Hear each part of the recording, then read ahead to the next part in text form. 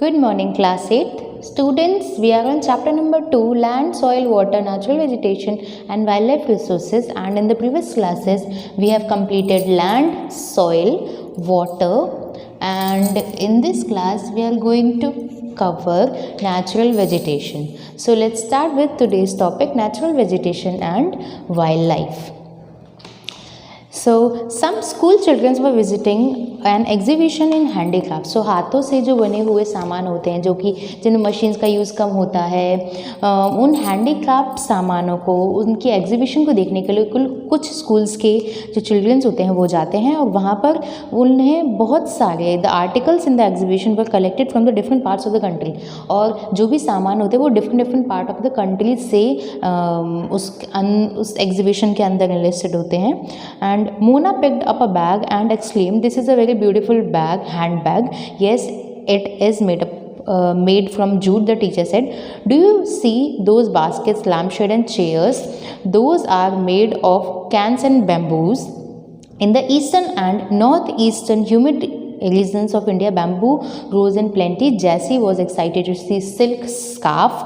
See this beautiful scarf. The teacher explained that silk is obtained from the silkworms that are bred on mulberry trees. The children understood that plants provide us with many different products that we use in our daily life. तो एक exhibition हो रही है जिसमें हम लोगों को मतलब जिनमें कुछ बच्चों को हैंडीक्राफ्ट से रिलेटेड सामान देखने को मिलते हैं. वो हैंड बैग मतलब हाथ जूट के बने हुए बैग्स, चेयर्स, बैम्बूज की चेयर्स, और वो लोग लैम्प शेड और बास्केट को देख के बहुत ज़्यादा हैरान हो जाते हैं और उन्हें पता चलता है कि ये सारी की सारी चीज़ें हमें कहाँ से मिली. एक तरीके से हमें नेचर से मिली है.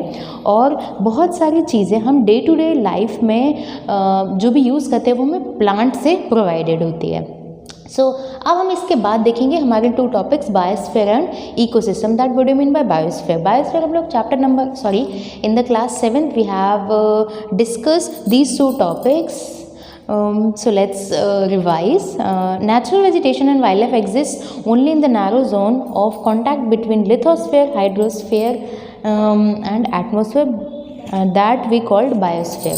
So biosphere का मतलब क्या होता है? एक इंटरेक्शन होता है 3 सब्सटेंस मतलब 3 के बीच में, और वो 3 कौन कौन से हैं? फर्स्ट है एटमॉस्फेयर. ये जो पूरा है ये एटमॉस्फेयर है. Lithosphere means land and hydrosphere means water. तो इन तीनों का इंटरेक्शन, ये तीनों का इंटरेक्शन मतलब इस सर्कल के अंदर हमारे लैंड सरफेस एरिया भी आ गया, वाटर भी आ गया और एयर भी आ गया. तो इन तीनों का इंटरेक्शन क्या कहलाता है? वो कहलाता है biosphere. So I'm again repeating the definition. Natural vegetation and wildlife exist only in the narrow zone. ऐसा नहीं है कि पानी में हमें कोई भी वेजिटेशन नहीं मिलेगी या वाइल्ड लाइफ नहीं मिलेगा, या फिर हमें जो एटमॉस्फेयर है उसमें हमें कोई भी वाइल्ड लाइफ नहीं मिलेगी, या फिर लैंड सरफेस एरिया पे तो ऑब्वियसली सभी चीज़ें हैं ही. तो ये क्या है? एक इंट्रैक्शन है. Natural vegetation and wild life हमें कहाँ मिलती हैं? Interaction between atmosphere, hydrosphere and lithosphere, that is known as biosphere. Now what is the definition of then ecosystem?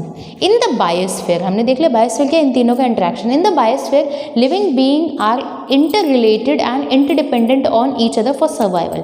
बिल्कुल सही बात है. हर इंसान, फूड चेन हम लोगों ने साइंस में देखी है, तो हर इंसान एक दूसरे पे इंटरडिपेंडेंट है. कोई किसी को खा रहा है, फिर उसको कोई बड़ा, फिर उसको कोई बड़ा.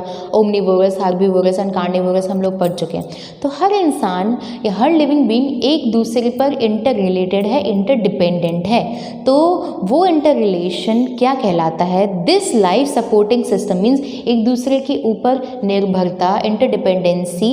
ये system, this supporting system is known as ecosystem. एक दूसरे पर डिपेंड होना, एक दूसरे को साथ लेकर चलना क्या कहला रहा है यहाँ पर?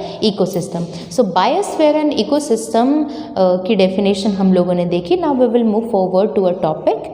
Vegetation and wild life are valuable resources. Obviously जिस तरीके से land, soil and water are the valuable resources, उसी तरीके से natural vegetation and wild life resources भी बहुत इंपॉर्टेंट रिसोर्सेज हैं हमारे. Plant provide us with timber, give shelter to animal, produce oxygen we breathe, protects soil so essential for growing crops, acts as a shelter belts, help in storage underground water, land soil से relate करेंगे हम इस चीज़ को, give us fruit, nuts, latex, turpentine, oil, gum, medicine, यहाँ पर वही चीज़ें हैं जो कि प्लांट्स हमें प्रोवाइड करवाते हैं. They are innumerable use of plants and you can add some more.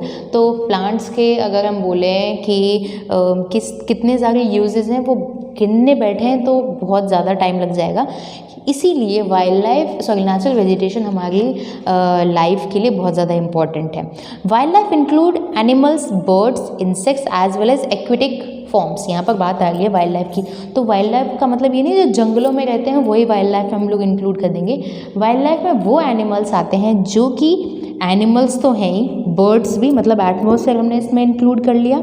Insects, छोटे छोटे insects as well as aquatic, means हम लोगों ने एटमॉस्फेयर इंक्लूड किया उससे, बर्ड से. हम लोगों ने एनिमल्स को इंक्लूड किया लिथोस्फीयर से. एक्वेटिक एनिमल्स हम लोगों ने इंक्लूड किए यहाँ पर हाइड्रोस्फीयर से. तो तीनों का इंटरेक्शन क्या है? Biosphere.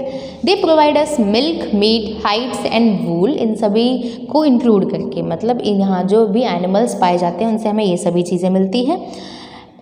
Insects like bees provide us honey, help in pollination of flowers and have an important role play in decomposers in the ecosystem.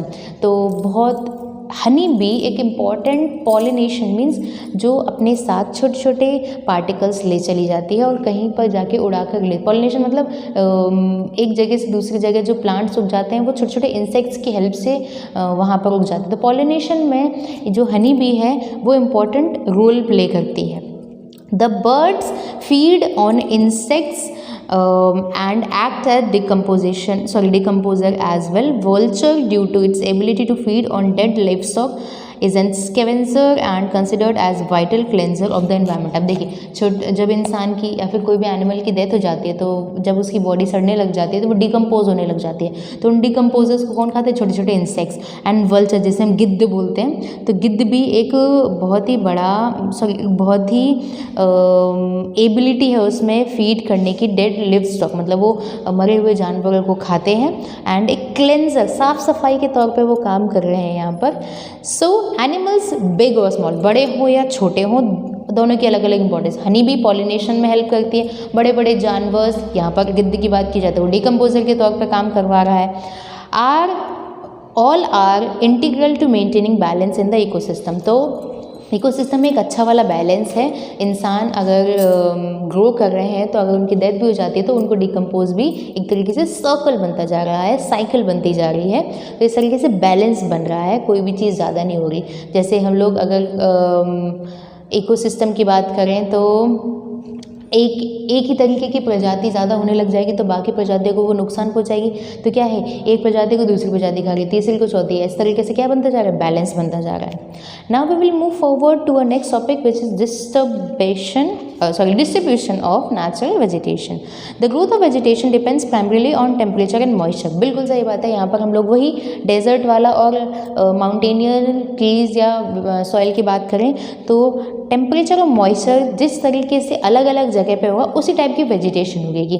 Desert में हमें बिल्कुल कोई भी वेराइटीज़ ऑफ वेजिटेशन देखने को नहीं मिलेगी. वहीं पर जहाँ बारिश हो रही है, जहाँ पर टेम्परेचर अच्छा है, वहाँ में varieties of natural vegetation and wild life देखने को मिलेगी. The major vegetation types of world are grouped as forest, grassland, scrubs and tundra. तो जो नेचुरल वेजिटेशन है उसको यहाँ पर पार्ट्स में डिवाइड किया गया. फॉरेस्ट जंगल, ग्रासलैंड घास के मैदान जैसे बोलते हैं, स्क्रब्स छोटे छोटे, और टुंड्रा रीजन्स में डिवाइड किया गया है नेचुरल वेजिटेशंस को. In areas of heavy rainfall, huge trees may thrive. The forest are thus associated with areas having abundant water supply.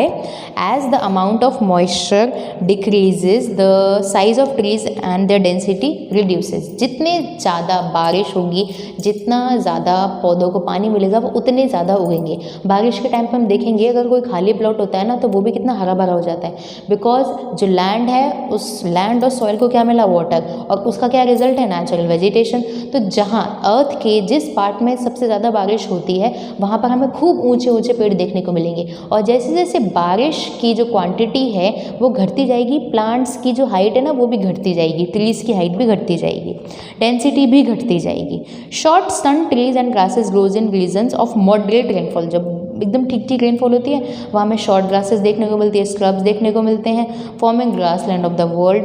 Thorny shrubs and scrubs grow in dry area, जहाँ पे बहुत कम बारिश होती है वहाँ पर कांटेदार पेड़ हमें देखने को मिलते हैं। और in such areas plants have deep roots and leaves with thorny and waxy surface reduces loss of moisture through transpiration. अब जहाँ पर बारिश कम होती है उन जगहों पे जिस तरीके के पेड़ उगते हैं उनकी जड़ें बहुत नीचे तक होती हैं एंड उनके थॉर्नी और वैक्सी सरफेस होता है। जैसे हम कैक्टस की बात कर लें तो वो कांटेदार पेड़ है और उसका वैक्सी सरफेस है, उसके अंदर मॉइस्चर कम होता है। Tundra vegetation of cold polar regions comprises of moss and lichens. Today there are many more people in the world that there were 2 centuries back. To feed off the growing members, large areas of forest been cleared. अब population बढ़ती जा रही है, लोगों की demand बढ़ती जा रही है, तो हमने क्या किया है, हम लोग इन नेचुरल वेजिटेशंस को कट करते जा रहे हैं, बहुत ज़्यादा अमाउंट में वेजिटेशंस को नुकसान पहुंचा रहे हैं, उनको क्लियर कर रहे हैं। To feed the growing numbers, large areas of forest have been cleared to grow crops. Forest cover all over the world is vanishing rapidly. बहुत तेज़ अमाउंट में, बहुत तेज़ी से फॉरेस्ट जो है वो घटते जा रहे हैं। There is an urgent need to conserve this valuable resource. और बहुत ज़रूरत है हमें नेचुरल वेजिटेशन को बचाने की। So by this class we have discussed the biosphere, the ecosystem and distribution of natural vegetation। 4 parts में डिवाइड किया गया है।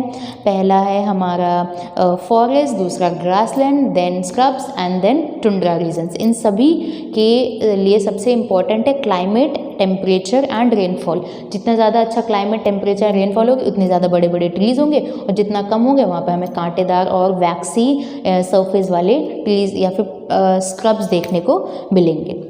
और हमें तेज़ी से इनका कट इनको रैपिडली वैनिश किया जा रहा है, ख़त्म किया जा रहा है, जो कि इन्हें बचाने की ज़रूरत है। That we will discuss in the next class. एंड हमारा नेक्स्ट टॉपिक होगा conservation of natural vegetation and wild life, कि किस तरीके से हमें इन्हें बचाना चाहिए। Thank you.